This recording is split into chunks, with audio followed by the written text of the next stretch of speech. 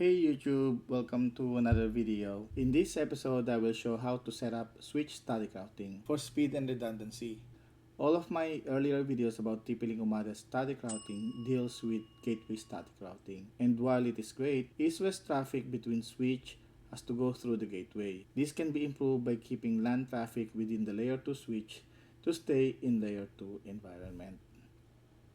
So this is how it looks in the logical connectivity of the layer 2 switches. All of the early Umada managed switch released prior to 2024 doesn't really support dynamic routing. For example, OSPF or RIP version 2. However, the new multi-layer 3 managed switch released a couple of months ago this year, like the SG6428X, do support dynamic routing, but they are very expensive. Unless you have such layer 3 switches, multiple independent layer 3 switches like these three will not know how to reach each VLANs that are not locally defined. And as I mentioned earlier, the solution I have shared in the past is to use gateway static routing, which means that inter-switch communication will be limited by the gateway uplink. It is the simplest way and easiest solution, but it is limiting the traffic because not only the uplink is maxed at 1 gigabits per second for the gateway, but the traffic has to go through the layer 3 IP routing. In this design, the gateway will act as a backup route between inter-switch communication. Meaning if the switch-to-switch uplink goes down, the gateway can route the traffic from source switch to target switch. There is no special configuration needed for this type of failover. It can happen from failover to switch or a failover to gateway. This provides redundancy without causing any loop and offers resiliency for internal traffic. Of course, you can definitely make this a simpler network by having a single layer to switch without any redundancy to reduce or remove any complexity. So let me just show that design. This is the simplest design, and in this example I'm using this area as office, which contains their own clients and servers, and this one connects to the sales clients and servers, and this one is a factory network which have their own clients and servers as well. If I only have one layer 2 device, if this one goes down, all the rest of the network is going to go down. So that's the main limitation of this particular design. Of course, for the home network, it's not really a big issue. You can have this setup in your home network and everything will be fine. But in this setup, as you can see here, the use case is that the inter-layer to switch VLAN routing will all happen within these switches. For this one, VLAN 11 to VLAN 31, majority of the traffic for the office network will still remain in this area. For this layer 2 switch, VLAN 41 to VLAN 61, majority of the traffic should be coming in here. And the same thing for this layer 2 switch, VLAN 71 to VLAN 91, all the traffic should be coming in here. But regardless, even if the traffic has to go through the other areas, because this one is connected via switch, all traffic will be very fast, and the only traffic that will have to go through the gateway will be those that has to go through the internet. This setup also isolates each networks for upgrades and downgrades. For example, if this network goes down, this network should still be up. You can see here this one is connected to the gateway, so this network will still be up, and of course factory will still be up because this one is connected to the gateway. So that's the reason why I have a multiple layer 3 devices in here. For home, it can still serve its purpose. For example, you can separate your lab so that if you're upgrading your home network, your lab will still be up. Before I move on to the console, I just want to mention that I did cover a lot of the nuances in previous episodes for interconnecting multiple independent layer 3 switches, but I will not cover them again in here. However, I would like to focus one new nuance that is very important to understand in this setup. For this setup, there is a need to establish a boundary IP network. I don't really know what to call it, but I just call it boundary network between neighboring layer 3 switches. So in here, this is the boundary network that I have defined. As you can see here, the switch virtual interface IP for this one is 192.168.99.1. This one is 99.2, and this one is 99.3. It doesn't have to be the same IP network, and as can be seen here, I have three different boundary IP networks in here. So these two switches are connected via VLAN 99. So you can see here it's 99.1 and this one is 99.3. And this layer 2 device is connected to this layer 2 device via VLAN 77. And you can see here 77.1 and this one is 77.2. And these two layer 3 devices are connected via VLAN 88, and you can see it here, it's 88.3 and 88.2. But for simplicity and because I'm lazy, I'm using this setup to have all the border IP network to be the same. That's the only nuance that I would like to emphasize for switch static routing, connecting multiple independent layer 3 switches. It just makes it much easier.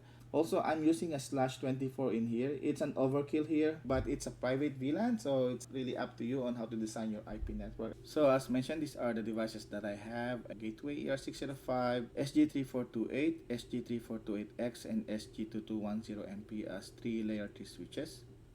For RT01 SG3428, this is how the VLANs are configured, and this is the new VLAN that I have added, and this is how it's configured.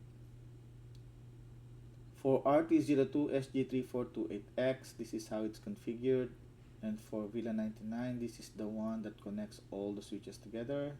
This is how it's configured. And for RT03 SG2210MP, this is how the VLANs are configured, and for VLAN 99, this is how it's configured.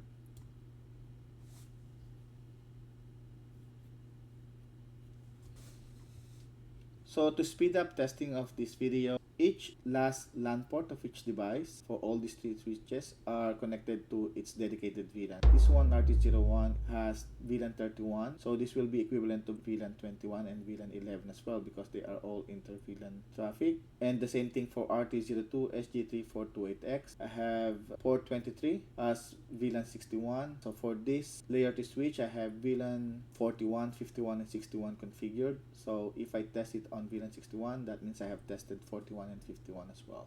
And for SG2210MP, port 8 belongs to VLAN 81. As you can see here in this VLAN configuration, I have VLAN 71, 81, and 91. All of these VLANs are defined in this switch. So if I test VLAN 81 and if it succeeds, then that means the same thing applies for VLAN 81 and 91.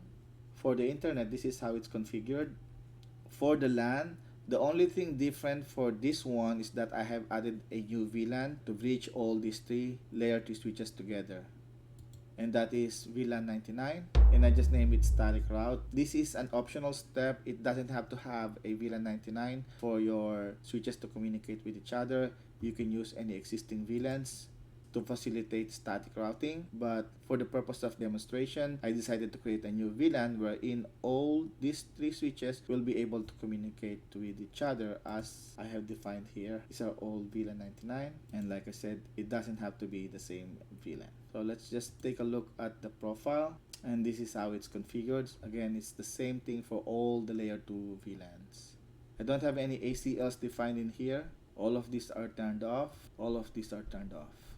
For static route, I have added one static route in here. If you remember my previous video about gateway static routing, these are all the 3 static routes that I have defined there, which covers all the VLANs defined in the respective switch. For the static route configuration, I will walk you through of how this works. So in order for these VLANs to reach this VLAN, I need to know the next hop.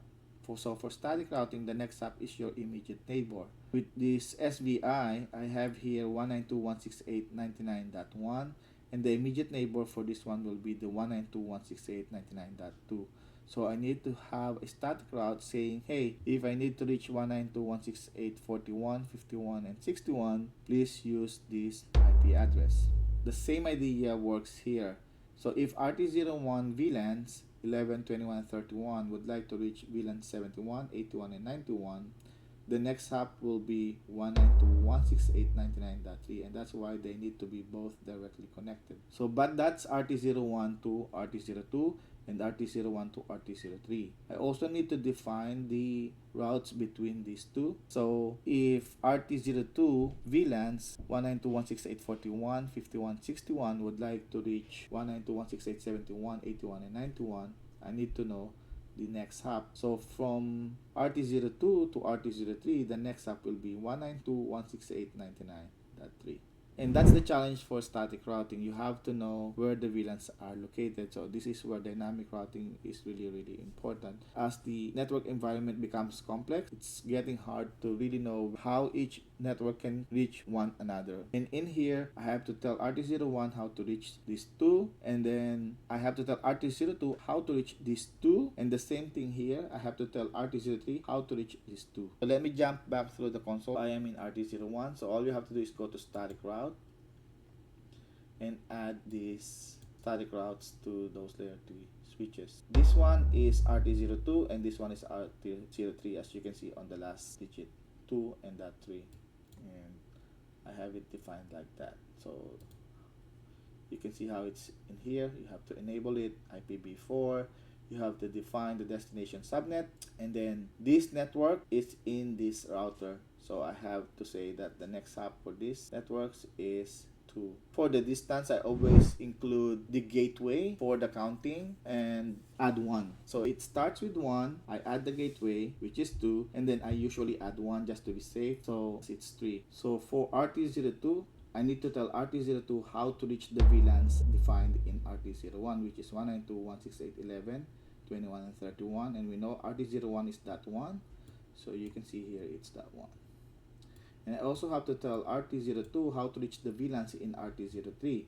RT03 is that 3, so this one is that 3. And these are the VLANs defined in RT03. This is how it looks. And this is how it looks.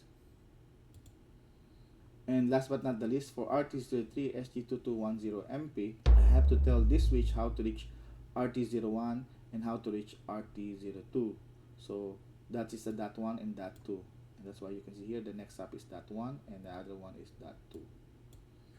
And you can see here it's the VLANs defined in RT01 and these are the VLANs defined in RT02. This is how it's configured. And this is how it's configured. Before I do a test, let me turn off all of the static routing for the time being. So let me do a quick turning off of the static routing.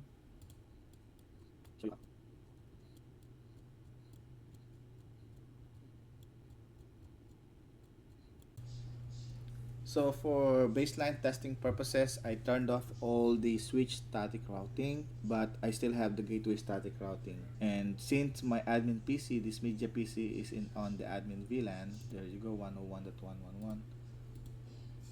I will always need at least 2 hops to reach all the SVIs across all the 3 layer 3 switches.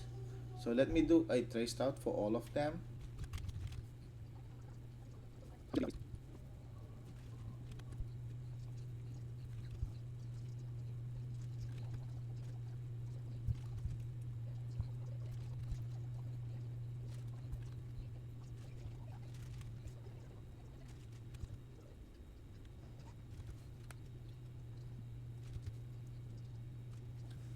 There you go. So I have trace routed from the admin VLAN to all of the layer 3 SVIs. Now what I'm going to do now is I'm going to transfer my cable, my PC's cable from admin VLAN to one of the localized VLAN in one of the layer 3 switches. So the expected result will be if I do a trace route on any of the VLANs defined on that layer 3 switch, there will only be 1 hop. But anything outside of that switch will require the traffic to go to the gateway because the switch static routing is still not enabled.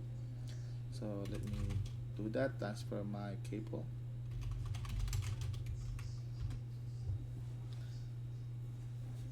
So this is my cable and I'm transferring it to the RT01 switch.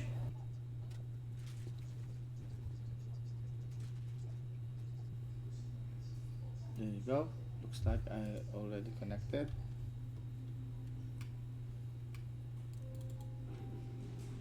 And I'm currently in VLAN 31. So again, I'm going to do a trace route. If I trace route to VLAN 11, 21, and 31, it will only be 1 hop. But outside of that, that will be at least 2 hops.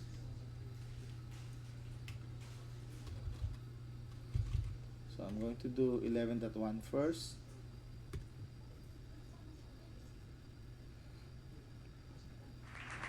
And as you can see, it's just one hop. So the same thing will happen for 21 and of course 31.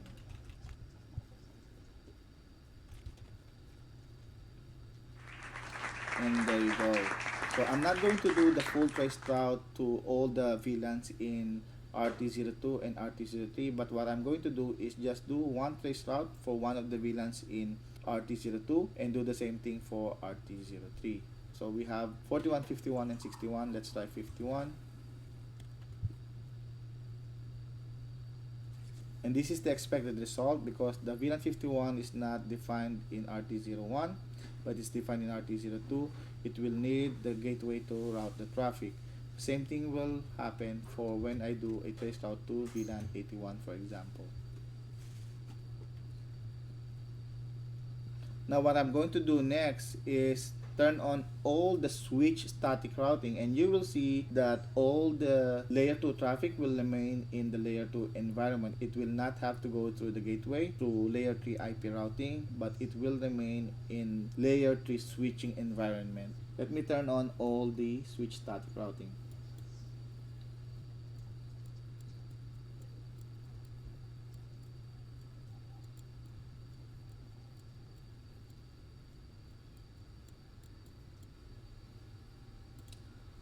Okay, so now that is done, this will not affect the trace route to all the VLANs that are defined in RT01, mainly because I'm still in RT01, but it will affect all my trace routes if I move my PC from RT01 to RT02, as well as from RT01 to RT03. So, but let me just do a quick check again, just in case.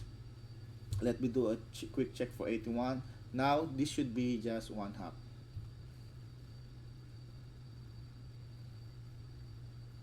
There you go. And same thing should be for 51.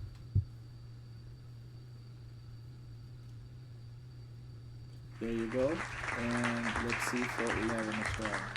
So as you can see, starting from 81, that means we already covered VLAN 71 and VLAN 91, and then 51, that means we already covered VLAN 41 and VLAN 61, and then here at VLAN 11, since I'm in VLAN 31, I already covered VLAN 11, 21, and 31. So you can see all of them are just one hop, meaning all my traffic just remains in the layer 3 switching environment rather than going to layer 3 IP routing environment. I just have to interject this particular part of the video because I missed covering it during the initial part of the recording. So in this setup, this is a pretty straightforward configuration. However, there will be situation where your destination VLAN will not be in your directly attached neighbor. Let me show you that scenario. In this example, there is no more link between RT03 and RT02. From the point of view of RT01, these VLANs can reach this VLAN via 192.168.99.3 and can reach this VLAN via 192.168.77.2. As for RT03, these VLANs can reach these VLANs via 192.168.99.1. However, in order for these VLANs to reach these VLANs, it cannot use this VLAN 77. It will have to use the same VLAN IP, 192.168.99.1, because this is the router that is attached to this device. Same thing for this layer 3 device. The VLANs can reach this network via 192.168.77.1. And in order for these VLANs to reach the VLANs here, it cannot use the IP address of either this or this. Instead, it has to use the same IP here, 192.168.77.1. So let me show you that updated configuration. So this is RT01, and in order for RT01 to reach RT02, it needs to use the RT02's IP address. However, to reach RT03, I have to disable this one and I have to enable another VLAN interface, but as you can see here, this is a different IP network in here. So I have to use 192.168.77.3. From the RT02's point of view, the RT01 is directly connected to it. It can use the IP address of RT01 to reach its VLAN. However, to reach RT03, there is no direct path going through here. He will need the help of RT01 to transfer all that data. So that's why you can see here it's identical. Next up. So let me open one of the interface in here. Remember how I configure the metric? I have to add one more for the distance in here to account for the additional hop.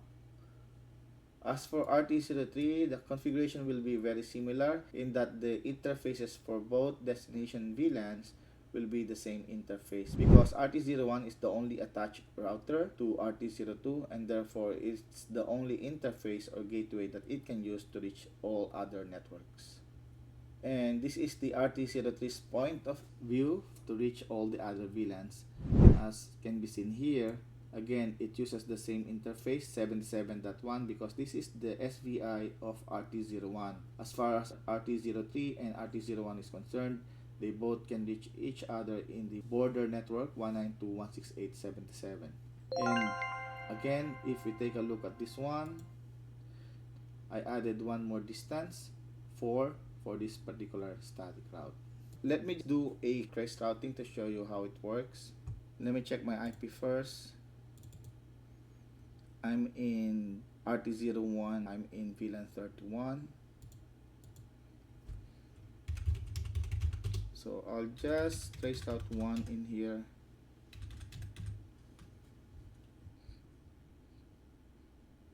And as you can see, it's just one hop.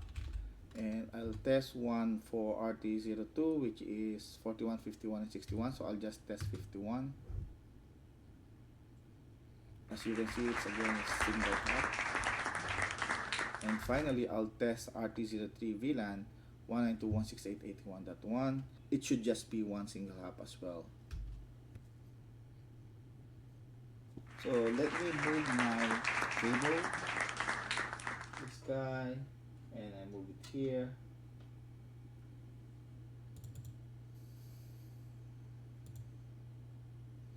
And now I got the 61 IP. So let me test out to 11. Again, should be one hop only. There we go. 51. Go, and let's do the final one, 81. I'm moving my cable to the last layer of the switch.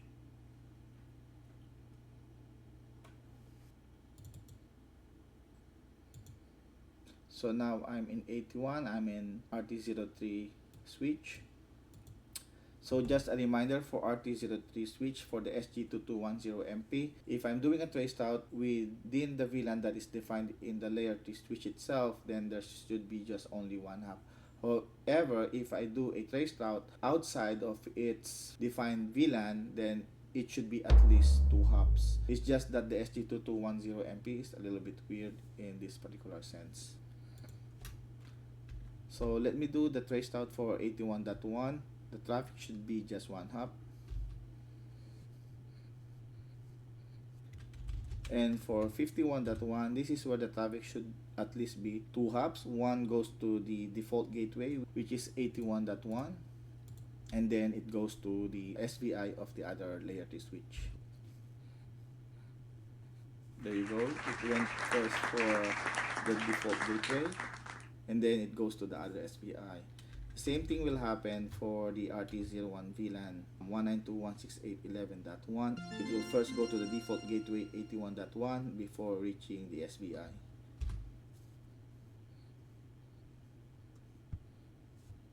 And there you go.